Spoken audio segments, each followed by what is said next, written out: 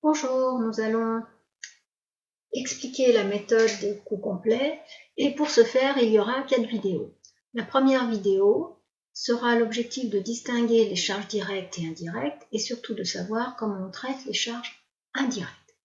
Nous allons prendre pour travailler un exemple d'une entreprise X qui fabrique des produits en plastique et nous utiliserons un des produits qui sont les tricycles.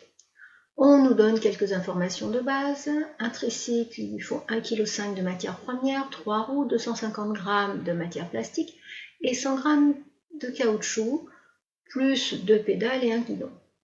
Donc, pour fabriquer ce tricycle, il y a plusieurs ateliers. Le cadre est dans l'atelier A, avec de la matière plastique, les roues dans l'atelier B, avec de la matière plastique et du caoutchouc, et le tout est assemblé dans l'atelier C. Ce qui nous permet d'avoir un processus de production. Donc, nous pouvons constater que dans l'entreprise, on achète du plastique, du caoutchouc, des pédales, des guidons et des cartons, mais seul l'achat de plastique et de caoutchouc fait l'objet d'un stock. Ensuite, dans la phase de production, nous avons plusieurs ateliers, l'atelier A pour les cadres, l'atelier B pour les roues, la fabrication des roues. Et ensuite, tout est conditionné dans l'atelier C, et le produit fabriqué est stocké avant d'être distribué.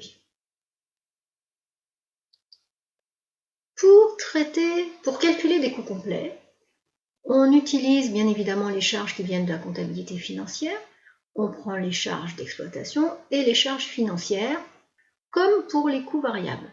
Seulement, la distinction qu'on va faire là, on va se poser la question de savoir si on est face à une charge directe ou à une charge indirecte. Les charges directes sont les charges qui sont directement imputables à un produit précis. Exemple, les matières premières. Comme nous l'avons vu, pour le tricycle, il faut utiliser 1,5 kg de plastique. Donc, on sait directement comment imputer cette charge. Par contre, les autres charges, qui sont les charges indirectes, ce sont des charges qui sont non imputables directement à un produit, mais qui participent à plusieurs produits, c'est-à-dire l'entretien, les frais administratifs, les assurances. Donc, notre problème, ça va être de répartir ces charges d'une certaine façon pour pouvoir les imputer sur les coûts des produits fabriqués dans l'entreprise. Donc, pour ce faire, nous allons analyser ces charges une par une et nous allons les répartir dans les ateliers de l'entreprise qu'on appelle des centres d'analyse. On va trouver deux types de centres d'analyse. On a les centres principaux qui correspondent aux activités fondamentales de l'entreprise et on a ensuite des centres auxiliaires, c'est-à-dire les centres qui travaillent pour les centres principaux, du style l'entretien, la maintenance. Et toutes ces charges, on va les traiter à l'aide d'un tableau qui s'appelle un tableau de répartition des charges indirectes. Le tableau de répartition des charges indirectes se présente sous la forme suivante. Donc on a listé les charges qu'on considère comme étant indirectes. Donc là on a des frais extérieurs, des impôts et taxes, des charges de personnel, des charges financières, des dotations d'amortissement. On en a pour le mois considéré 16 339 €.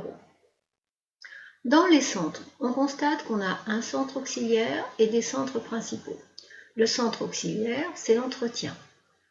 L'entretien, pour le mois, a un coût de charge de 1 150 €.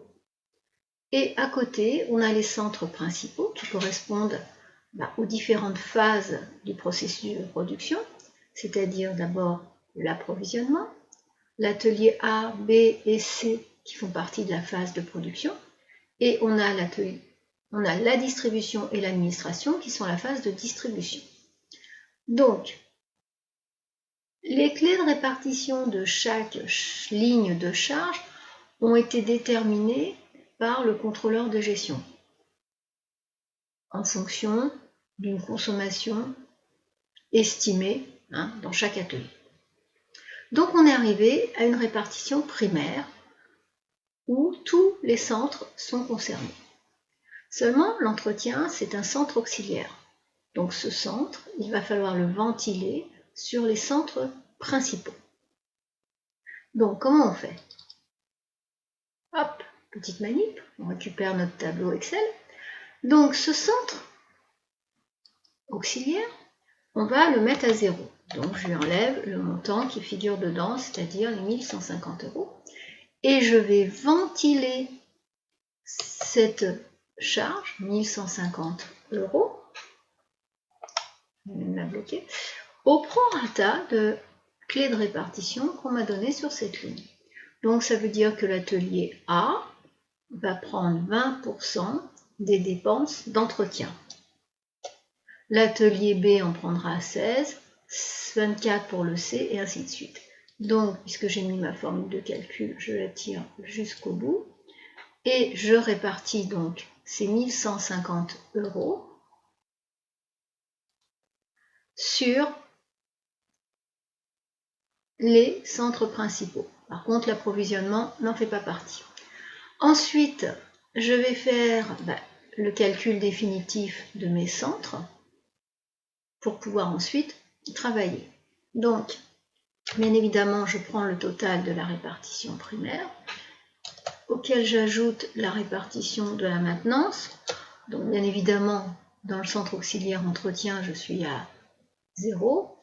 Je recopie ma formule jusqu'au bout et j'ai donc réparti mes charges indirectes sur les centres principaux.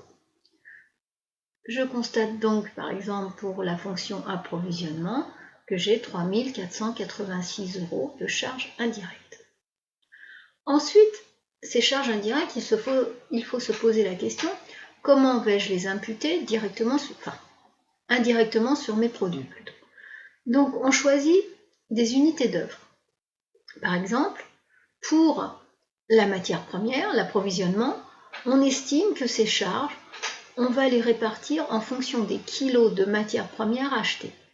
Donc dans cette entreprise, selon le processus de production qu'on a vu, les matières qui sont concernées, c'est le caoutchouc et le plastique. Et donc ce mois-ci, on a acheté 12 450 kg de matières premières, caoutchouc et plastique. Donc ce qu'on veut savoir, c'est quel est le montant de charge indirecte par kilo de matière première achetée.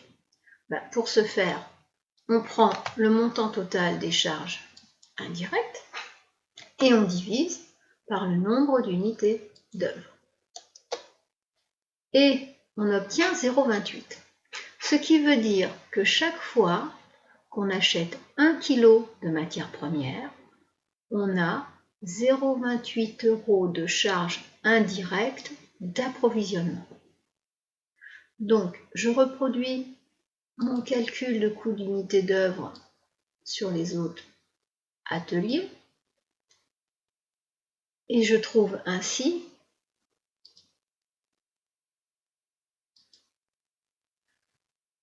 le coût de chaque unité d'œuvre. Alors, comment ça se lit?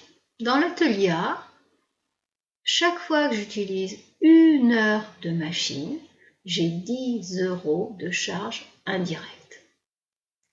Dans l'atelier B, c'est le même principe. Chaque fois que j'utilise 1 heure de machine, j'ai 5,50 € de charge indirecte. Dans l'atelier C, conditionnement, là, on a choisi comme unité d'œuvre l'heure de main-d'œuvre directe. Donc, ça veut dire que chaque fois qu'une personne travaille 1 heure, on a 1,22 € de charge indirecte de conditionnement. Dans la distribution, on a choisi 100 € de vente. Donc, chaque fois qu'on vend pour 100 €, on a 2,39 € de charge indirecte de distribution. Et l'administration, on va le laisser un peu de côté parce que c'est un peu plus complexe. Voilà, donc on a réalisé le tableau de répartition des charges indirectes. Maintenant, nous allons pouvoir calculer les coûts d'achat des matières premières, le coût de production du tricycle et ensuite on déterminera si le coût de revient est conforme par rapport au prix de vente. Donc je vous donne rendez-vous pour la vidéo numéro 2.